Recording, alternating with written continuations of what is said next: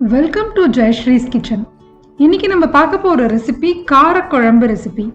கத்திரிக்காய், மொச்சை இதெல்லாம் வச்சு எப்படி காரக்குழம்பு பண்ணணுங்கிறத பார்க்கலாம். இதுக்கு முதல்ல ஒரு 1/2 கப் மொச்சையை நான் ஓவர் நைட் ஊற வச்சு குக்கரில் ஒரு 4-5 விசில் விட்டு வேக வச்சு எடுத்து வச்சுருக்கேன். நல்லா வெந்திருக்கு. இது 2 உப்பு போட்டு இது நான் வேக வச்சுருக்கேன். இதை தனியாக நம்ம தண்ணியெல்லாம் ட்ரெயின் பண்ணிவிட்டு எடுத்து வச்சுக்கலாம். இப்போது ஒரு சின்ன எலுமிச்சம்பழ அளவுக்கு புளியை 1/2 கப் தண்ணி விட்டு புளி தண்ணி கரைச்சி எடுத்து வச்சிருக்கேன்.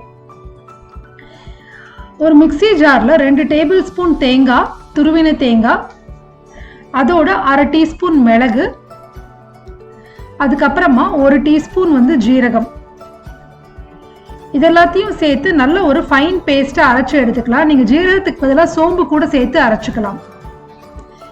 இப்போ ஒரு கடாயில் 1 டேபிள் ஸ்பூன் நல்லெண்ணெய் சேர்த்துட்டு அதோட 1/2 டீஸ்பூன் கடுகு சேர்த்துக்கலாம்.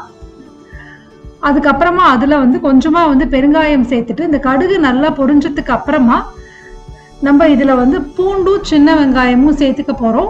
பூண்டு ஆப்ஷனல் தான். நான் ஒரு 4-5 பல்லு பூண்டு சேர்த்துட்ருக்கேன்.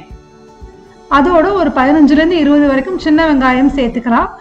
சப்போஸ் உங்களுக்கு சின்ன வெங்காயம் கிடைக்கல, இல்லை டைம் இல்லைன்னா பெரிய வெங்காயத்தை ஒரு வெங்காயத்தை பொடியாக நறுக்கி சேர்த்துக்கலாம்.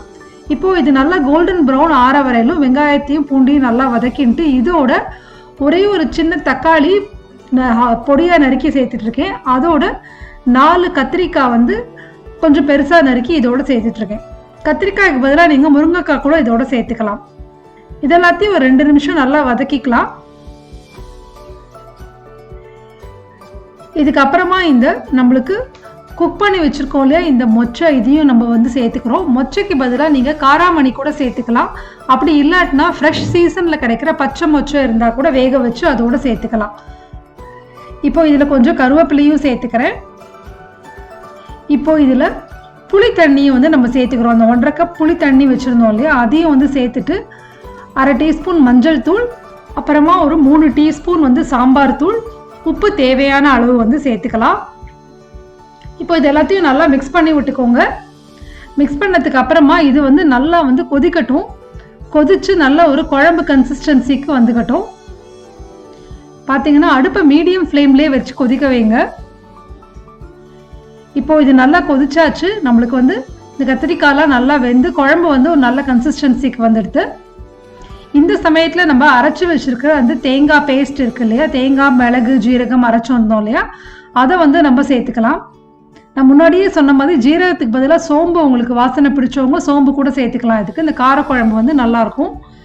இப்போது தேங்காய் சேர்த்ததுக்கு அப்புறமா ஒரு 2-3 நிமிஷம் கொதிக்க வச்சுட்டு அடுப்பை ஆஃப் பண்ணிடலாம். நம்மளுக்கு இப்போ இந்த காரக்குழம்பு ரெடி ஆகிடுது. இதுக்கு மேலே ஒரு 1/2 டேபிள் ஸ்பூன் நல்லெண்ணெய் சேர்த்துக்கலாம். ரொம்பவே நல்லா வாசனையாக இருக்கும். இப்போ நம்மளுக்கு இந்த கத்திரிக்காய் மொச்சை போட்ட காரக்குழம்பு ரெடி ஆகிடுது. இதை சூடான சாதத்தோடு நீங்கள் பரிமாறலாம். இந்த மொச்சை போட்ட காரக்குழம்பு செஞ்சு பார்த்துட்டு எப்படி வந்ததுங்கிறத என்னோட ஷேர் பண்ணிக்கோங்க. தேங்க்யூ ஸோ மச் ஃபார் வாட்சிங் திஸ் வீடியோ.